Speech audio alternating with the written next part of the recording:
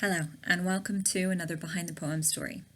This week I'll be talking about a poem called Unseen, which is the last poem that I have yet to tell you the story about from the first half of my collection Between Hindsight and Foresight. I don't know about the rest of you, but I am a big fan, a sucker for some of those rom-coms. And one of my favorite rom-coms ever is one I watch around Christmas time, a lot of people do, called The Holiday.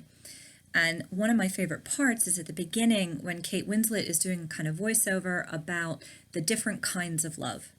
And one of the worst kinds, one of the most difficult kinds that she talks about, she says, is unrequited love. Those who fall in love by themselves and suffer love alone. The poem Unseen is something that has been written and rewritten over time. It was originally written when I was in high school, but I am absolutely certain that I have revised it and refined it and tried to make it slightly more mature for the current iteration that is in the book. So Unseen is kind of honoring unrequited love. The fact that we care so much about someone and we value a relationship that we already have with someone, a friendship, that we frequently stay friends so that we don't lose what we already have. We don't risk that on the chance of something more. So Unseen is about a person, the narrator, who is purposely hiding their feelings from someone, purposely putting on a mask and wearing makeup or wearing a painted smile to make sure that the person who they have feelings for, the person that they care about, doesn't see the struggle that it takes for them to hold back those feelings, to not declare how they feel. Our feelings, we mask our feelings sometimes for good and necessary reasons. Sometimes to protect ourselves from someone we know isn't good for us, sometimes to protect someone else because we know that we're not good for them, somebody who we know that if it went wrong, we would be the one hurting them.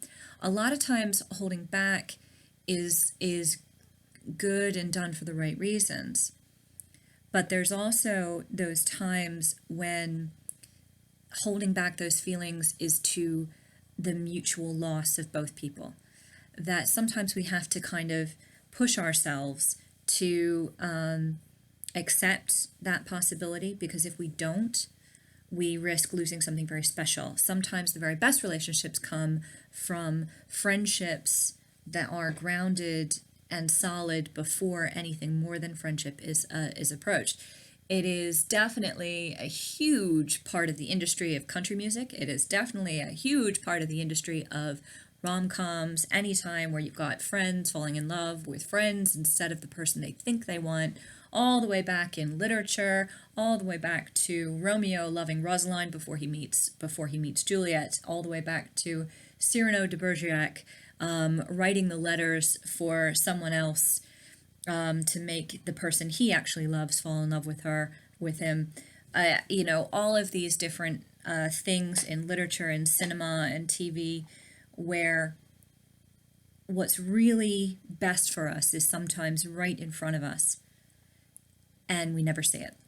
So being unseen, being the person there as the friend all the time is torture, when what you really want to do is declare your love for someone. So I'm afraid this one's a short one this week because it's a very short poem, because it kind of does what it says on the tin. We're now coming into the end. I only have a few poems left to explain and tell you the stories behind. Hopefully, I will have enough stories to tell until I bring out another collection or until I bring out another project. In the meantime, please keep your eyes. I've been putting out some new content on Wednesdays, which is about writing and generating ideas. So keep your eyes on the channel and make sure that you're checking out my Instagram for Leah-The-Dreamer. There are writing prompts and little hints and reminders to come and see these stories behind the poems. Hopefully you've enjoyed these stories and this one on the poem Unseen, and I will see you next week. Bye.